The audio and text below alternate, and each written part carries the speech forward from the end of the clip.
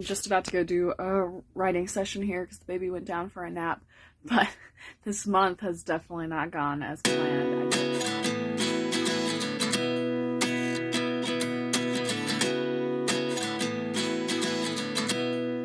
I epically failed at my writing goals this month, and it's 100% okay. And here's why. Failure is something that most of us avoid at any cost if possible. We all have had the feeling before. It doesn't feel good. You know, sometimes people are judging you, and overall, it just isn't a pleasant experience generally. But we also know that failure is crucial if you're going to have success of any kind. I would not say that failure is something that I am great at dealing with in general. I'm one of those people that when I pick up a new hobby, if I don't find that I'm good at it fairly quickly, I actually tend to lose interest.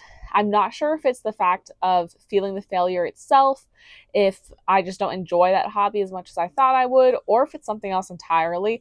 But I just find that I really struggle to keep up with it unless I feel some natural talent or draw towards it. Writing has not been one of those things. With writing, it doesn't matter how much I struggle with it, how many days it feels like I'm writing complete nonsense, or how bad of a draft I do. I absolutely love writing, and I constantly feel the draw for writing, which is how I know that it is something that's an integral part of me and not just a fleeting hobby. And it is something that I want to constantly work on and improve at. Therefore, it is something that I know I have had failures in and will continue to have failures in, and I need to get used to that feeling and be able to deal with it. But if I'm not good at failure, then why in the world would I set impossible goals that I know I'm going to fail at? For the month of July, it's Camp NaNoWriMo. And so for Camp NaNoWriMo, I did set a goal of trying to write 15,000 words on one of my manuscripts. This is an amount that may seem minuscule to most writers. It really isn't that much for a whole month, generally speaking. But for me, I knew it was going to be a stretch with my current abilities and my current life situation. But I still set it knowing that it was going to be a struggle for me. Right now, July 28th, when filming this video, I've written a total of 8,419 words. By the end of this month, I'll probably be able to push it close to 10,000 there, but it still is nowhere near the 15,000 that I wanted for this manuscript. And I feel really proud of myself. But why, when I didn't reach my goal, all would I feel pride or be happy with the outcome of this? Because I know that someday I will be able to. Right now, I may struggle with writing 100 words. I have a baby at home. I have new clients that I'm trying to pick up for my editing services. And just the tasks of everyday life seem to be overwhelming sometimes and often don't leave as much time for writing as I wish there were. But as much of a struggle as it was to write 10,000 words this month, I know in a month or two, if I continue at this pace, instead of taking a month to write 10,000 words, I'll take 2 weeks to do it, and then a week, and so on and so forth. But if I don't set the goal, if I don't acknowledge where I'm at now and strive to be better, I'm never going to recognize the progress I've made.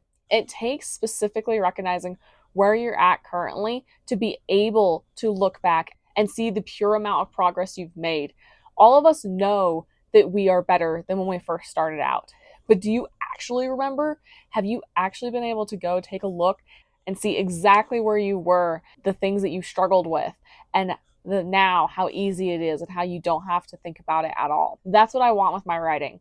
So even though right now I'm struggling to get words on the page while working in my daily life, I know that as I continue to work at it, there's going to be a time when it comes so naturally that I hardly remember these days.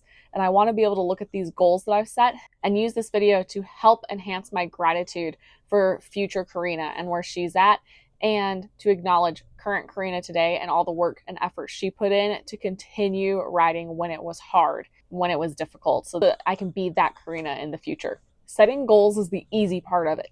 Actually reaching for those goals and taking the steps to get there is the hard part. Doing those things when you know you probably aren't going to reach it and you're going to fail are even harder. But give yourself permission right now to fail at your goals. Give yourself permission to set those goals, knowing that it's going to be the path that moves you forward. Give yourself permission knowing that it's not always about the end destination, but it's about how you get there. Knowing that you will get there someday, and you're not going to be able to do it unless you take those steps now. Just because you didn't make it to the spot you thought you did doesn't mean that you didn't make progress that you can't look back on and that's getting you there. If there's one thing I want you to take away from this video, just know that it is okay to fail. But it's not about how many times you fail, it's actually about how well you fail. So keep failing in a way that gets you closer to your end goals. So even though this month I know I didn't reach my goal, I know next time Camp NaNoWriMo comes around, I'm going to be ready for it. And I am definitely going to get that 15K. Even if my goal at that point is much larger, I know I'll get the 15K next time. I always should have stayed. Yes, there's been the I can't believe it's true. I'm just as surprised as you.